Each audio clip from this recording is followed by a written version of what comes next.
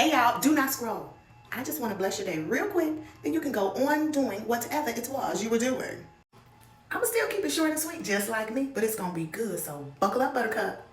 There's a lot going on right now, and I'm sure I'm not the only person that is in the middle of this transitional period and feeling it.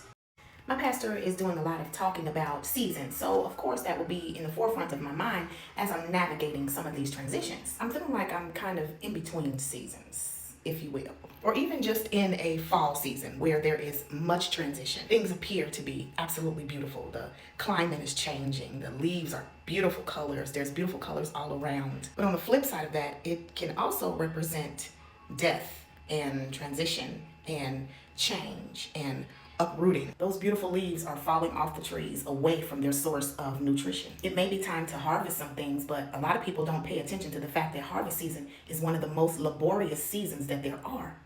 There's plucking up that has to be done. There's pulling down that has to be done. There's carrying heavy weights on your back to bring it in. All of those things that are being plucked up and pulled down are being taken away from their natural source of nutrition. They're being pulled up out the ground from the root. And although it appears to be beautiful, it's not easy. This season of much difficulty where it feels like I am being plucked up by the roots, where I am being removed from my natural source of nutrition, where support seems to be waning, and where I'm feeling alone in a lot of ways. Y'all know I'm transparent, so I'm gonna say it. It kind of reminds me of the story of the prophet Elijah.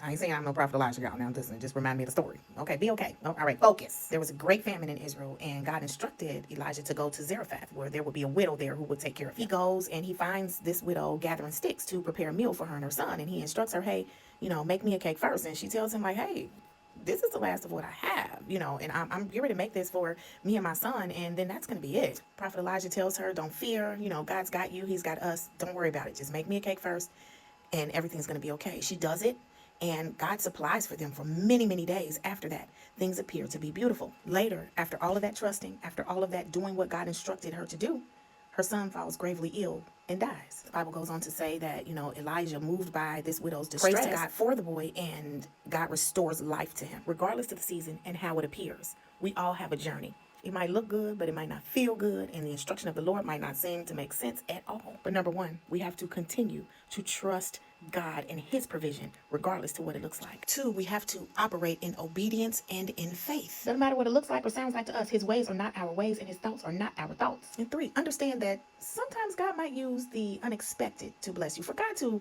choose to use this poor widow woman who had nothing to take care of his servant, I'm sure was very, very, very unexpected of him and her. Trust in God's providence and his power. This story just shows to me God's great ability to intervene. And lastly, do not fear. This keeps coming up. This must be an issue. The Bible says that God has not given us the spirit of fear, but power, love, and a sound mind. This means that we are not to be controlled by fear or feelings of fear. We are not to allow the feeling of fear to rule us, but we are only to be ruled by the power of God, his love, and the fact that he has given you a sound mind. Don't be conformed to this world and what's going on, but be transformed by the renewing of your mind. Affirm this with me today. I bind my mind to the mind of Christ. Listen, that's all I got. Just know that God can work miraculously to help us get through our journeys as long as we lean and depend on him. Will you promise me that you will do that today? If you've made it all the way to the end of this video, your day is blessed. And drop me a line in the comments and let me know. I'm not going to be ruled by fear today. I'm kicking that emotion on out the door, walking with God through this journey and trusting that he's got me. Why?